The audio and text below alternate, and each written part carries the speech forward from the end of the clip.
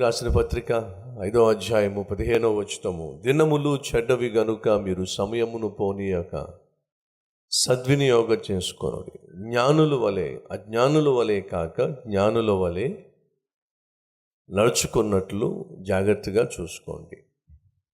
దేవుడు మనందరికీ అనుగ్రహించిన మరొక గొప్ప వరం ఏమిటంటే సమయం.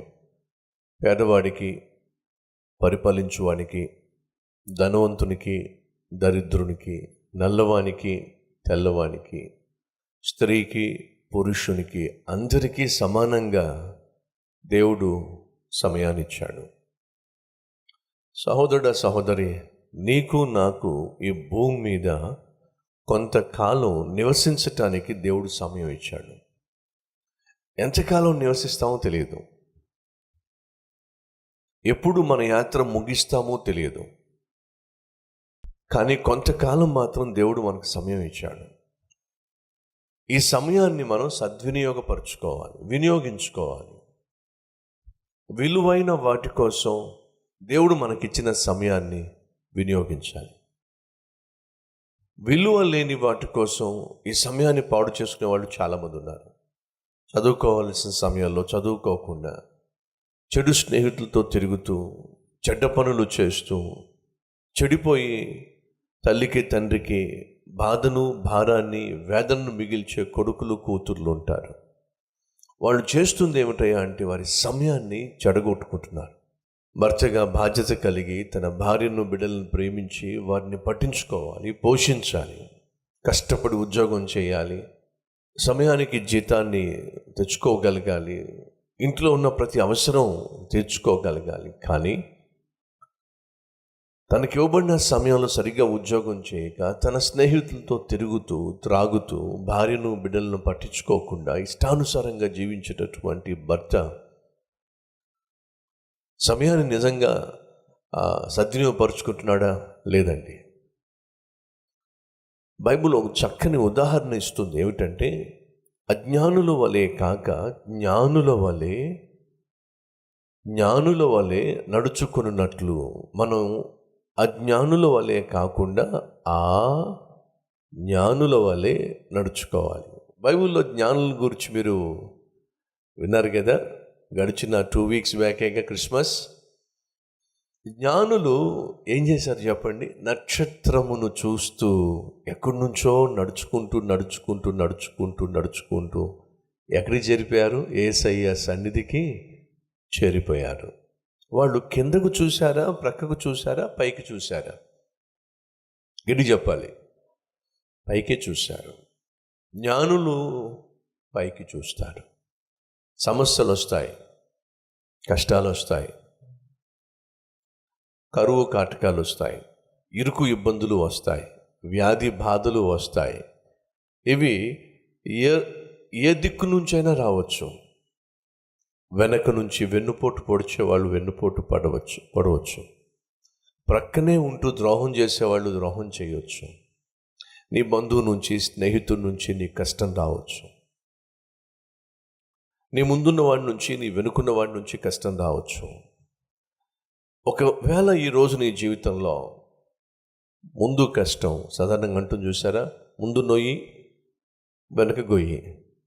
ఇలా ముందు నుయ్యి ఉండి వెనక గొయ్యి ఉండి ప్రక్కన ఉన్నటువంటి వాళ్ళు ప్రక్కనే బల్లెల్లా పొడిచి ఈరోజు నీ జీవితంలో నీకు నెమ్మది లేకుండా చేస్తున్నట్లయితే ఎవరిని చూడాలి? నువ్వు ఏ దిక్కు చూడాలి? జ్ఞానుల వలె. జ్ఞానులు ఏం చేశారు? పైకి చూశారు. గమ్యం తెలియదు, కానీ వాళ్ళకంటూ ఒక గురి ఉంది. ఆ గురి ఎలా చేరుకోవాలో తెలియదు. కాబట్టి ఏం చేశారు? పైకి చూశారు.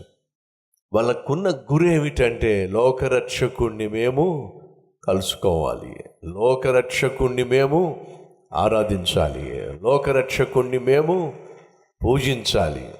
ఒక గురి ఉంది, కానీ ఆ గురికి ఎలా చేరుకోవాలో తెలియదు. కాబట్టి ఏం చేశారు? వాళ్ళు పైకి చూశారు. ఈరోజు మన మధ్య ఎవరికైనా గురి ఉందా?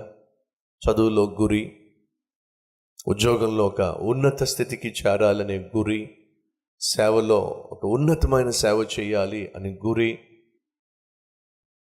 జుట్టు బాగా పెంచాలి, లావు తగ్గాలి, గ్రీకు వీరుణ్ణి పెళ్లి చేసుకోవాలి, 3 అంతస్తుల మేడ ఉండాలి. అడుగుతున్నాను, ఏమిటి నీ గురి?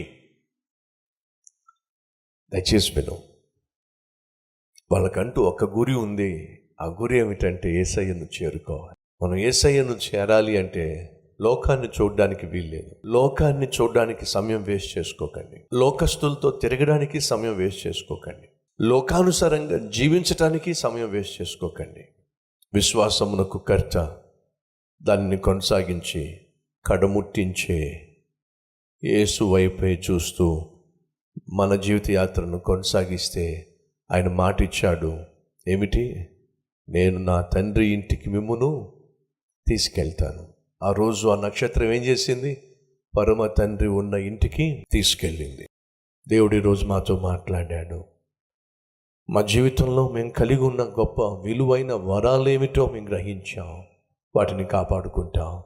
అన్నవారు మీ హస్తాన్ని ప్రభు చూపిస్తారా?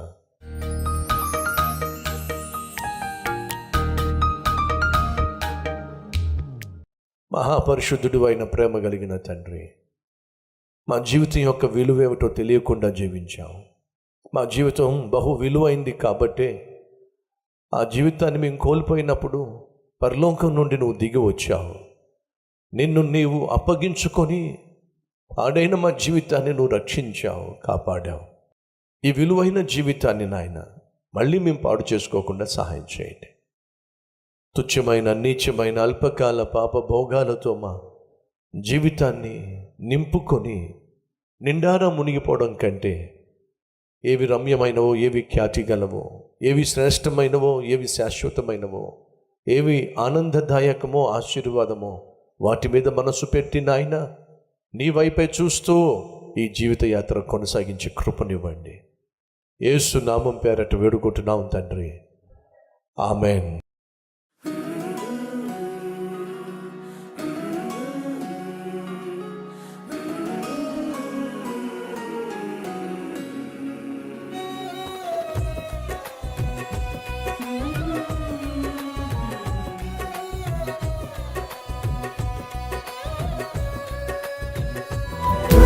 డైలీ డివోషన్ మీకు ఆశీర్వాదకరంగా ఉంటే 10 మందికి షేర్ చేయండి, లైక్ చేయండి, ఒక కామెంట్ పెట్టండి. దేవుడు మీకు తోడై ఉండును గాక. షలోమ్.